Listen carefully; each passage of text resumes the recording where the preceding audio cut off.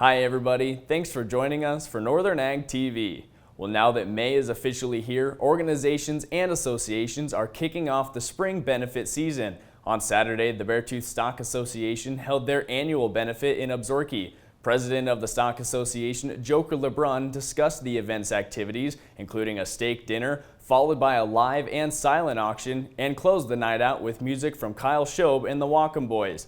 Joker LeBrun shared a special program that the association began to keep locally raised beef in the community. The biggest fundraising deal is our Farm to School program, which is locally raised beef in the counties that we process and put into all our local schools as a protein source.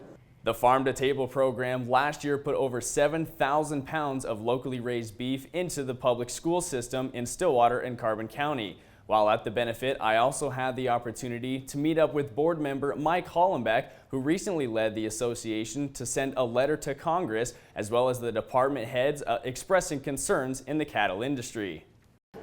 Well, the reason we sent the letter, shortly after the election, we could see that the Trump administration wanted to reach down and make some big changes in all the agency, and in particular, we're very focused on the agricultural issues.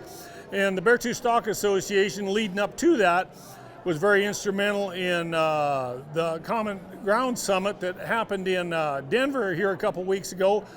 And there were issues that everybody in the industry agreed on. Well, with our letter later, we followed up with a letter that maybe brought up some issues that not everybody did agree on.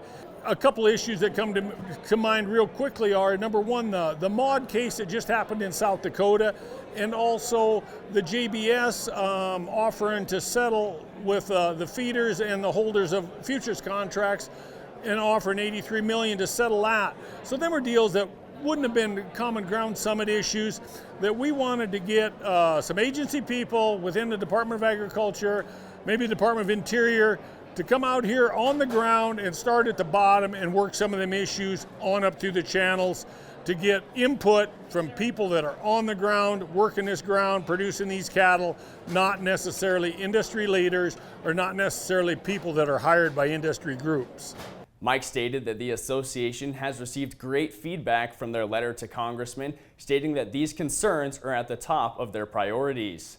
And the U.S. Secretary of Agriculture, Brooke Rollins, will have a busy week in Washington, D.C. with the announcement from the Trump administration to propose 15,000 employees cut at the USDA.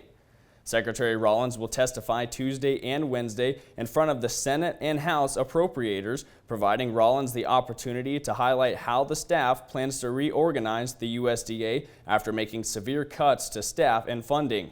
President Trump released his proposed budget for the 2026 year, showing a $4.6 billion cut to the USDA's budget. This would be roughly a 13% cut from last year's budget. The DTN report stated that the budget cuts will not affect any mandatory spending, such as commodity programs, most conservation programs, and crop insurance programs. And our network's Andy Schwab is currently on Capitol Hill for the National Association of Farm Broadcasters Washington Watch, where they will have the opportunity to meet with policymakers and department heads to discuss these critical issues. For more information on the USDA cuts, visit our website at northernag.net. Stay with us. We'll be back with the market reports right after this. From the beginning, we've worked closely with farmers. BNSF's ties to the agricultural community go back 175 years. Together, we've innovated to make the U.S. agriculture supply chain one of the most efficient and productive in the world. Our strong relationship powers BNSF still today and helps us move the nation like no one else can. At BNSF, we move the nation for you. Talking with someone that you know is stressed out, those are difficult things to approach, but if you're good friends with those people, reach out and say, I'm here to talk to you. We can find somewhere to get some assistance. It's hard to get involved, but at the same time, you want to just say, hey, there is help available. For more tips in dealing with stress in agriculture or for free counseling for egg producers, visit beyondtheweather.com. Well, optimism in the cattle markets just continues to be put on display. Live cattle contracts yesterday traded $2 higher, with feeder cattle contracts following upwards of $3 higher. August feeder cattle contracts are now just $1.10 away from breaking the 300 mark. Support for the contracts came from the impressive cash cattle bids that closed last week out. Live cash bids were $5 higher at $2.23 and dress bids at $3.56, up nearly $7. Of course, these bids are increasing due to the strong demand of boxed beef values. Choice cutouts are up $2.89 at $345.79. And fed cattle buyers aren't shying away one bit in the sale barns as demand for feeder cattle just climbs higher and higher. At Torrington Livestock, over 3,900 head of feeders sold. Light 7-weight feeder steers sold from $320 to $337, with light 9-weights topping out at $281. Mid 5-weight heifers sold from $360 to $387, with a few heavy 800-pound heifers topping out at $284.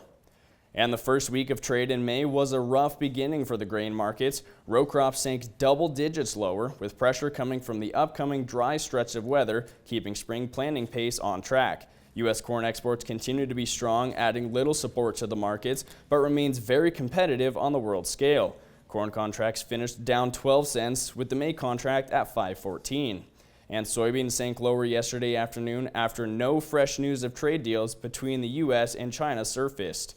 And the wheat contracts closed another day lower after winter wheat areas saw a fair amount of precipitation, benefiting winter wheat conditions. Montana winter wheat shows 69% in good condition, with 10% in excellent, according to the recent USDA crop progress report.